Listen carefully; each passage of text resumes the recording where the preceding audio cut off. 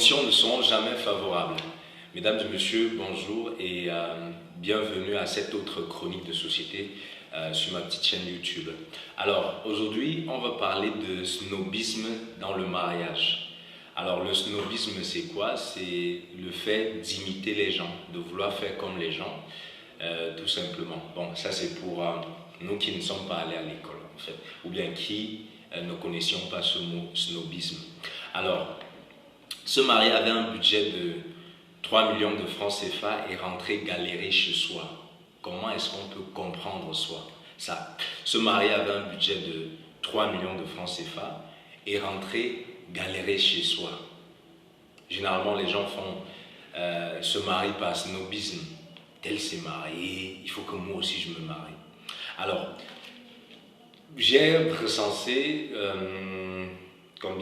minimum 4 raisons pour lesquelles les gens peuvent se marier par snobisme d'abord, ou bien emprunter beaucoup d'argent, s'endetter énormément pour se marier. Alors, la première raison c'est quoi? Ça peut être le cas où la belle famille, c'est-à-dire la famille de la femme, est riche et que le garçon en fait vient d'un milieu un peu plus modeste, c'est-à-dire que il n'est pas issu d'une famille riche ou bien lui-même il n'a pas assez de moyens. Alors le gars va s'endetter pour se marier parce qu'il veut gagner les points dans sa belle famille. Généralement voilà ce qui arrive, c'est-à-dire qu'on veut bien paraître auprès de sa belle famille, on ne veut pas être méprisé. Alors l'autre raison pour laquelle les gens peuvent s'endetter énormément pour se marier, ou bien les gens peuvent se marier par snobisme, c'est que les gens peuvent se marier pour faire plaisir aux autres. Par exemple, pour faire plaisir à ses parents, pour faire plaisir à ses amis, pour faire plaisir à la société tout simplement. Une autre raison, c'est que justement, c'est juste par snobisme naturel.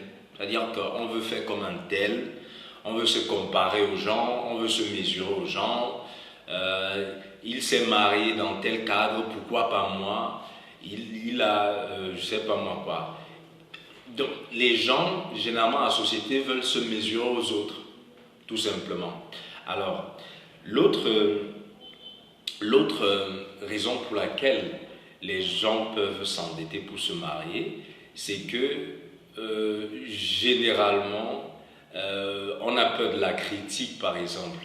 C'est-à-dire, on aimerait avoir des retours positifs sur la célébration de son mariage. Par exemple, on n'aimerait pas que les gens disent le mariage là n'était pas à la hauteur, vraiment c'était trop naze, c'était trop... vraiment, la fille là ne mérite pas un gars pareil. Donc, la peur du qu'en dira-t-on, tout simplement. Voilà ce qui peut pousser les gens à s'endetter pour se marier. Se surendetter pour se marier, comment comprendre raisonnablement qu'un couple vide tout son fonds de secours juste pour faire ses noces? C'est-à-dire que vous avez peut-être, le gars a peut-être un 5 millions dans son compte qui peut l'aider à faire un bon projet pour vous, mais vous décidez de vider tout ça pour aller célébrer les noces. Et généralement, quand ça ne suffit pas, les gars empruntent même souvent, ils partent même demander l'aide pour augmenter encore sur cette dette-là. Alors, quelle est la logique qui explique le fait de s'endetter d'une forte somme d'argent juste pour célébrer son mariage, alors qu'on sait que généralement nos moyens ne nous permettent pas ça, alors qu'on sait qu'on baigne dans un état constant de misère? Qu'est-ce qui peut expliquer raisonnablement ce comportement? Comment faire une telle dette alors qu'on sait qu'après le mariage on va vivre dans une galère indescriptible? Je sais pas, on aura peut-être même de la peine à rationner, je sais pas trop. Par exemple, il y a une anecdote qui s'est passée avec l'un de mes amis. Alors, mon ami s'est marié en août 2014. Alors, le budget de la célébration de son mariage était de l'ordre de 5 millions de francs CFA. Et dans les 5 millions de francs CFA, son apport personnel, je pense que ça devait être autour des 3 600 000 francs.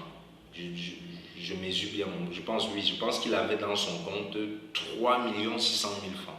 Alors le reste d'argent, il est allé à la banque. C'est vrai qu'il a reçu des aides et tout, mais il est allé à la banque puisqu'il travaillait quelque part et puis il a contracté un crédit pour avoir minimum 5 millions, puisqu'il avait budgétisé son mariage sur la base de 5 millions. Or, il n'avait que 3 600 000. Donc, il est allé prendre 1,4 million à la banque et il a complété, ça a fait 5 millions de francs CFA.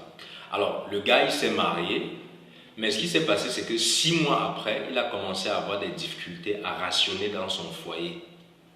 Et il a commencé à se discuter avec sa femme et... 1 an après leur mariage, c'est-à-dire 6 mois après que les difficultés ont commencé dans le mariage, ils se sont séparés. Alors, ils se sont séparés, le gars ne pouvait pas laisser sa femme partir comme ça. Alors, les deux familles se sont retrouvées et ils ont commencé à négocier pour que madame rentre. Alors, la belle-mère lui a dit que j'ai vu autant d'argent que tu as dépensé à ton mariage et aujourd'hui on me dit que tu as de la peine à rationner ma fille. Et la belle lui a dit, si j'avais su que tu devais dépenser autant d'argent dans ton mariage pour que ma fille rentre chez toi et qu'elle ait faim et qu'elle n'ait pas de quoi manger, je t'aurais conseillé de garder cet argent. On faisait juste les formalités là, on signait les papiers avec quelques témoins et puis tu rentrais à la maison t'occuper de ma fille. Alors moi j'ai été choqué, moi ça m'a personnellement marqué et j'ai pris cela comme une expérience personnelle avec mon épouse actuelle. Alors donc la morale de l'histoire, c'est qu'il ne faut jamais s'endetter ou bien il ne faut jamais épuiser son fonds de secours pour célébrer des noces qui ne durent que 24 heures. Alors qu'on sait qu'après on aura des factures à gérer, on a des enfants qui arrivent, il faut structurer leur avenir, il faut structurer l'avenir du couple et tout. D'ailleurs, il y a un proverbe africain qui dit ceci, après les festins, c'est la fin. Après les festins, c'est la fin. Et je pense que ce proverbe n'a pas tort parce que le lendemain des fêtes, on a toujours trop faim. Alors, je suggère donc aux couples qui sont sages, ceci. Si la femme est compréhensive, bien sûr, et si la belle famille aussi est compréhensive, au lieu de prendre 5 millions et de dépenser, ou bien au lieu de s'endetter ou de vider son fonds de secours pour se marier, je vous conseille plutôt si vous avez besoin de sécurité dans le mariage, prenez peut-être 2 témoins, allez signer les papiers à la mairie, voilà, ça prouve que vous êtes mariés. Vous pouvez faire un toké-pot. Un toké-pot, c'est parfois symbolique. Vous pouvez vous présenter à la famille. Mais je conseille que vous preniez l'argent que vous allez gaspiller dans le mariage pour galérer après, que vous alliez mettre cela, que vous alliez faire un placement ou bien acheter par exemple un terrain. Par exemple, le cas du monsieur dont je racontais tout à l'heure, sa belle-mère lui disait, si tu as dépensé tout cet argent pour que ma fille rentre chez toi souffrir.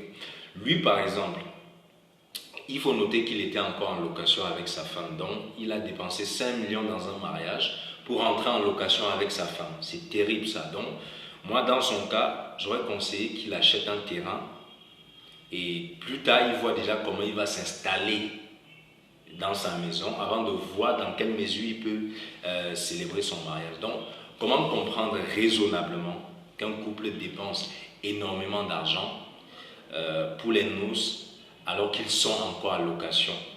En fait, cet argent vous dépensez pour faire plaisir aux autres en fait.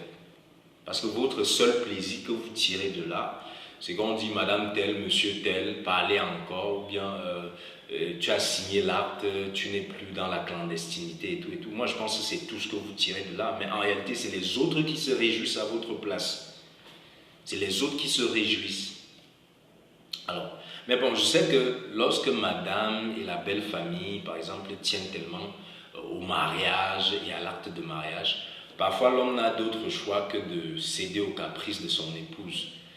Donc, mes gars, avant d'aller vider tout votre fonds de secours, ou bien de vous endetter pour vous marier, pour après arriver à la maison avoir des difficultés avec les femmes, je conseille que vous placiez cet argent quelque part et que, avec le temps, hein, étant déjà chez vous, ayant déjà votre propre terrain et tout, sachant déjà que l'avenir des enfants est assuré, et bien, qu'est-ce que vous faites? Vous allez célébrer. D'ailleurs, j'ai des exemples sous la main où un couple s'est rencontré depuis, ils ont eu juste à signer le mariage civil et ils ont programmé la célébration de leur mariage 20 ans après. J'ai des cas sous la main où le mariage était célébré alors que le premier enfant peut-être a déjà quitté la maison, il est à l'université ou bien il est déjà même dans la vie active. Donc, bon, c'était tout pour la chronique d'aujourd'hui. Je sais que ça ne va pas plaire aux femmes et je sais que certains hommes vont me dire mais bon, il ne faut pas être calculateur dans la vie. Bon, c'était mon avis, c'était tout pour cette chronique. Je suis Eric Martial Boujeka. On se retrouve prochainement pour une autre chronique de société. D'ici à là, portez-vous très bien. Ciao.